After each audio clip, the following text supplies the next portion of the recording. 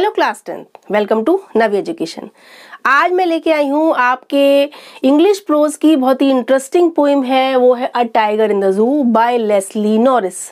आज हम इसकी मज़ेदार समरी और इसके इम्पोर्टेंट पोइटिक डिवाइसेस को डिस्कस करेंगे। देन मैं अपनी नेक्स्ट वीडियो में आपको इसके इम्पोर्टेंट एमसीक्यूज को एक्सप्लेन करूंगी।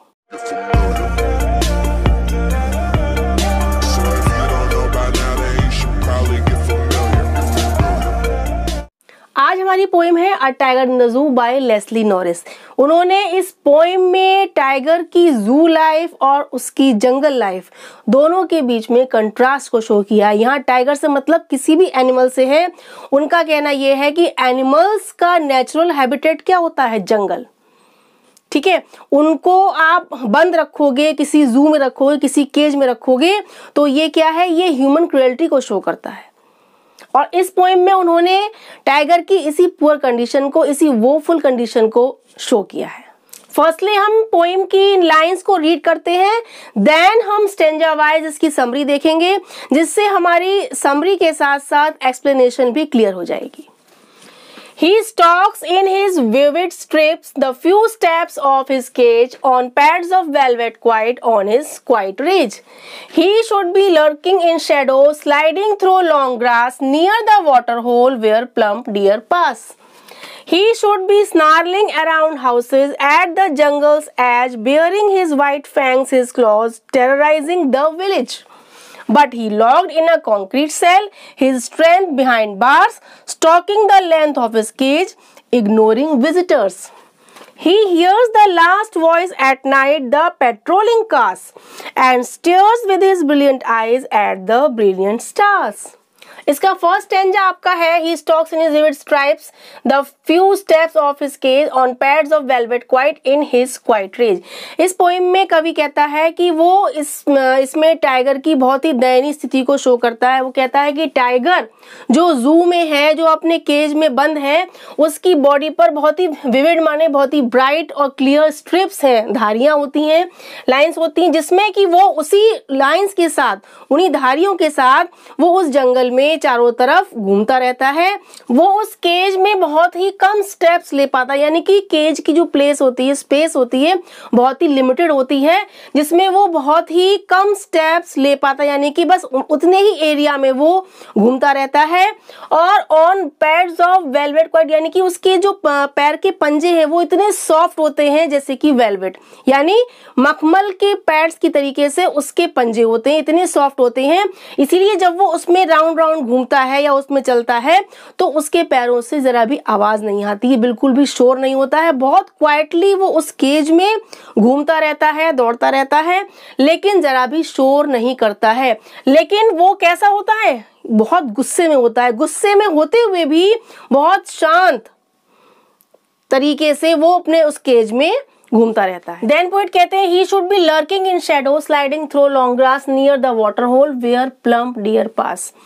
इट मीन्स कि अगर टाइगर जू में नहीं है, केज में नहीं है, तो वो कहाँ होगा? वो जंगल में होगा, अपने नेचुरल हैबिटेट में होगा। तो वो वहाँ वो क्या करता है?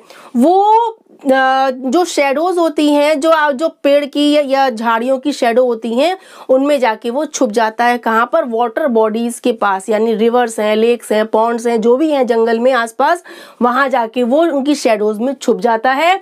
उसके बाद क्या करता है? वो वेट करता है एनिमल्स का, यानी कि कोई ऐसा कोई फैट डियर, प्लम्प माने होता है बड़ा ही फैट हेल्दी कोई डियर, वहां पर उस रिवर पे या उस पॉन्ड पे पानी पीने आए और वो उसको एकदम दौड़ के उसको वो कैच कर ले, उस लंबी लंबी घासों से, लॉन्ग ग्रास से एकदम से वो जंप मार के अपना शिकार करे और अपना पेट भरे।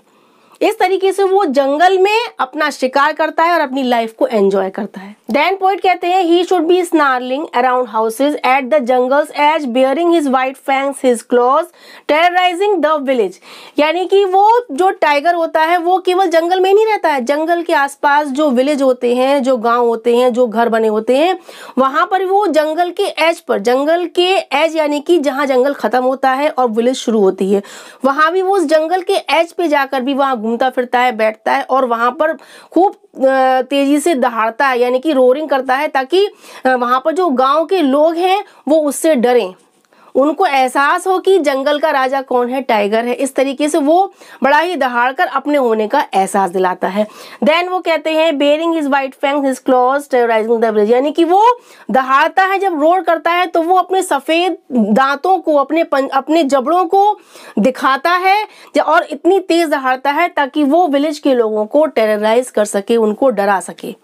इस तरीके से वो राजा बनकर जंगल में रहता है और बहुत ही लाइफ को बहुत ही मजे में एंजॉय करता है। पोएट कहते हैं but he locked in a concrete cell, his strength behind bars, stalking the length of his cage, ignoring visitors, यानी कि उसको अब कहाँ रखा गया है, जू में, केज में रखा गया है जिसकी स्पेस लिमिटेड है।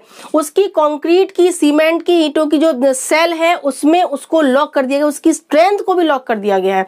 उस सेल की सलाखें जो हैं, जो बार्स हैं, उनके पीछे उसकी पावर कैसी है, बंधी हुई है, लॉक्ड है। इसीलिए वो उतने ही स्पेस में अपने आप को एडजस्ट करता है, उसी में घूमता फिरता है, उसी में रहता है।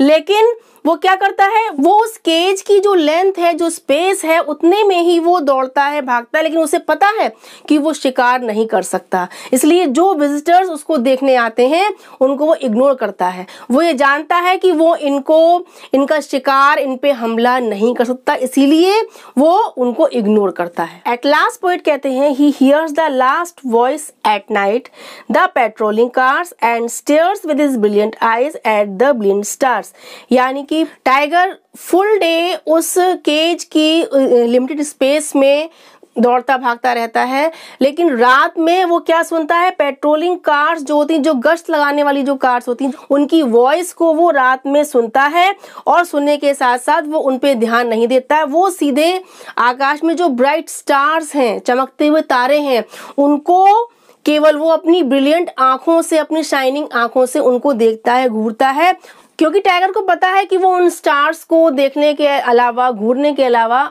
कुछ नहीं कर सकता। इस तरीके से वो फुल डे फुल नाइट अपना टाइम उस केज में स्पेंड करता है। लेकिन पोएट जो है वो एनिमल्स की या टाइगर की इस कंडीशन से बहुत ज़्यादा दुखी हैं। उन्होंने इस दयनीय स्थिति को शो किया है। वो ये कहते हैं कि ये एक क्या है, एक मॉरल इशू है। एनिमल्स को कभी भी बंधक बना के केज में, पिंजड़े में नहीं रखना चाहिए। उनको उनके नेचुरल हैबिटेट में, जंगल में उनको रहने देना चाहिए ताकि वो अपनी लाइफ को एंजॉय कर सकें और फुल्ली वो अपनी लाइफ को जी सकें। ये आपकी समरी थी, समरी प्लस एक्सप्लेनेशन दोनों मिक्स था। वो समरी के साथ इसकी एक्सप्लेनेशन भी समझ में आ गई होगी।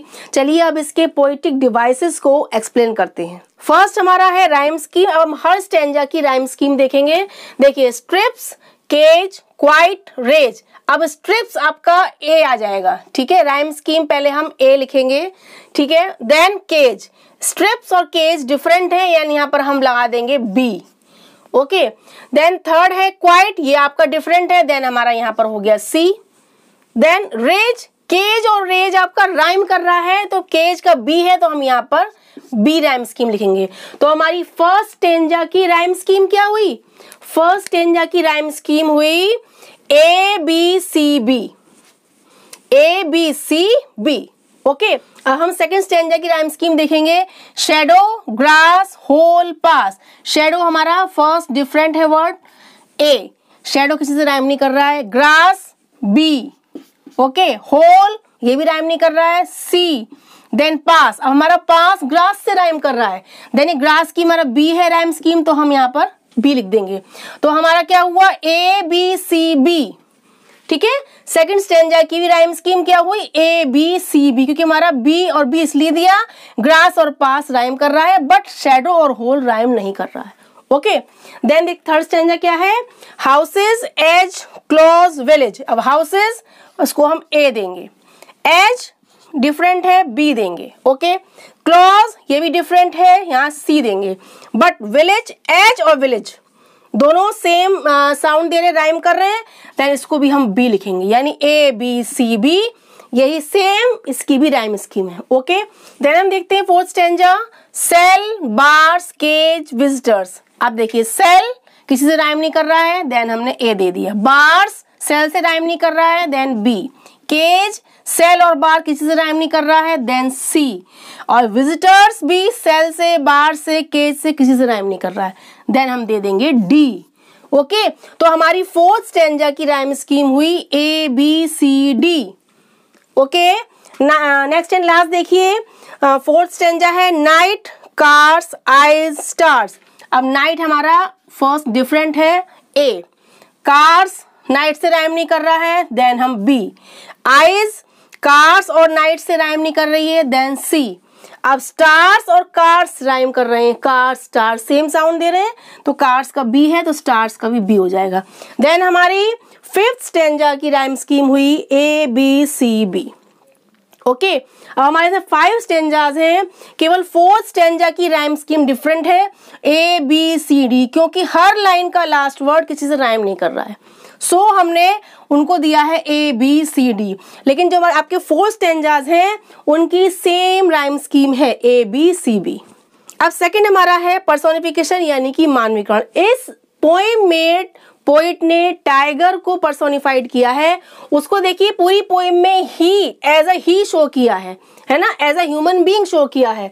ही हर जगह देखिए ही का यूज किया है, यानी कि टाइगर को as a human being show किया है। Then tiger is personified. Okay, अब थर्ड है इमेजरी।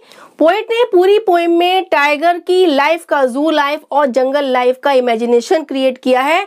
देन आपकी इस पोएम में इमेजरी, फिगर ऑफ स्पीच है। फोर्थ आपका है मेटाफर। मेटाफर कैसे कि देखिए उसमें आपके जो कंपेयरिंग वर्ड्स होते हैं एज लाइक यूज ना करके हम 2 या 2 से ज्यादा चीजों में कंपेयर करते हैं। तो देखिए आप इसमें on pads of velvet quite, इसमें टाइगर के जो पंजे हैं उनको मखमल के पैड्स से कंपेयर किया गया है बिना एज लाइक सो का यूज किए। देन हमारा यहाँ पर क्या है, मेटाफर है, यानी पंजों को, टाइगर के पंजों को इतने सॉफ्ट होते हैं उनको मखमल के पैड्स से कंपेयर किया गया है। देन हमारा यहाँ पर क्या है, मेटाफर, और उसमें जो कंपेयरिंग वर्ड्स होते हैं एज लाइक उनका भी यूज नहीं किया है, सो हमारा यहाँ पर कौन सा है, मेटाफर। देन देखिए ऑक्सीमोरन यानी विरोधाभास। अब आप देखिए इसमें क्वाइट रेज, शांत गुस्सा। अब हम रेज के लिए, गुस्से के लिए हमेशा क्या वर्ड यूज करते हैं, थोड़ा एग्रेसिव वर्ड यूज करते हैं, बट हमने यहाँ पोइट ने क्या किया, क्वाइट रेज। गुस्सा भी कैसा है, शांत है, यानी दोनों में क्या हो रहा है, विरोधाभास हो रहा है, दोनों के सेंसेस में, मीनिंग्स में। देन हमारा यहाँ पर क्या है, ऑक्सीमोरन। क्वाइट रेज में कौन सा हो गया, ऑक्सीमोरन यानी विरोधाभास। नेक्स्ट आपका है एलिटरेशन, फिगर ऑफ स्पीच। इसमें क्या होता है, लेटर्स का रिपीटेशन होता है। अब देखते हैं पोएम में कहाँ कहाँ लेटर्स रिपीट हुए हैं। अब देखिए फर्स्ट स्टेंजा में एस और एस, ओके, एस और एस, स्टॉक्स और स्ट्राइप्स में एस एस रिपीट हुआ है। देन आपका यहाँ पर क्या है, एलिटरेशन है। सेकंड में आपका प्लम्प और पास, पी और पी रिपीट हुआ है। ओके, देन यहाँ भी आपका है एलिटरेशन, फिगर स्पीच। नेक्स्ट आपका थर्ड में देखिए, थर्ड में कोई लेटर रिपीट नहीं हुआ है। देन आपका फोर्थ में देखिए, फोर्थ में है बिहाइंड बार्स और कॉन्क्रीट सेल, सी सी बी बी। ओके, सी लेटर रिपीट हुआ है, देन बी लेटर रिपीट हुआ है। देन आप फिफ्थ में देखिए ही हियर्स, इसमें एच एच रिपीट हुआ है। ये आपका फर्स्ट में, देन आपका सेकंड में, देन फोर्थ में, देन फिफ्थ में। इसमें आपका क्या है, alliteration, figure of speech. Next आपका है एजोनेंस। इसमें होता है वॉवेल साउंड रिपीट होती है। ओके, अब कैसे देखिए, इन हिज विविड स्ट्रिप्स, इसमें आई वॉवेल साउंड रिपीट हुई है। इन हिज विविड स्ट्रिप्स, जब आई वॉवेल साउंड रिपीट हुई है देन आपका इसमें है एजोनेंस। ओके, सेकंड में आप देखिए, सेकंड में आपकी वॉवेल साउंड रिपीट नहीं हो रही है। थर्ड में आपका है बेयरिंग हिज वाइट हिज, आई आई आई, इसमें भी आई वॉवेल साउंड रिपीट हो रही है, इसमें भी आपका एजोनेंस है। देन आप फोर्थ में देखिए, ही लॉग्ड कॉन्क्रीट सेल, इसमें ई वॉवेल साउंड रिपीट हो रही है, ई ई ई ई, यानी इसमें आपकी ई वॉवेल साउंड रिपीट हो रही है, इसमें भी आपका एजोनेंस है। देन फिफ्थ में देखिए विद हिज ब्रिलियंट, इसमें आपकी आई वॉवेल साउंड रिपीट हो रही है, तो आपका इसमें भी है एजोनेंस। ओके, इस तरीके से आपके पोएट में एजोनेंस पोएटिक डिवाइस भी यूज हुआ है। देन आपका है ओनोमेटोपोई, यानी कि किसी की साउंड, किसी एनिमल, किसी थिंग, किसी चीज की भी साउंड जब शो की जाए तो वहां होता है ओनोमेटोपोई। इसमें देखिए आपके स्नार्लिंग वर्ड जो यूज हुआ है, इसका मीन्स होता है रोरिंग, दहाड़ना, यानी कि टाइगर की साउंड शो करी जा रही है, तो आपका इसमें है ओनोमेटोपोई। क्लियर हुआ। नेक्स्ट आपका है रिपीटेशन, यानी कि वर्ड्स जब रिपीट होते हैं कंटिन्यूअसली सेंटेंसेस में, वहां होता है रिपीटेशन। इसमें कहाँ कहाँ है, इसमें देखिए एक तो आपका क्वाइट है, क्वाइट वर्ड 2 लाइंस में कंटिन्यूअसली रिपीट हुआ है, quiet, quiet rage, velvet quiet, quiet rage, यानी क्वाइट वर्ड रिपीट हुआ है। देन आप देखिए इसमें आपका ब्रिलियंट, ब्रिलियंट रिपीट हुआ है, ब्रिलियंट आईज, ब्रिलियंट स्टार्स, यानी कि आपका ब्रिलियंट और क्वाइट ये 2 वर्ड्स रिपीट हुए हैं कंटिन्यूअसली, तो आपका इसमें क्या है, रिपीटिशन। ये आपके मोस्ट इंपॉर्टेंट पोएटिक डिवाइसेस थे जो इस पोएम में पोइट ने यूज किए हैं। आप इसके इंपॉर्टेंट एमसीक्यूज को आप मेरी नेक्स्ट वीडियो में देख सकते हैं। So please do hard work to crack board examination.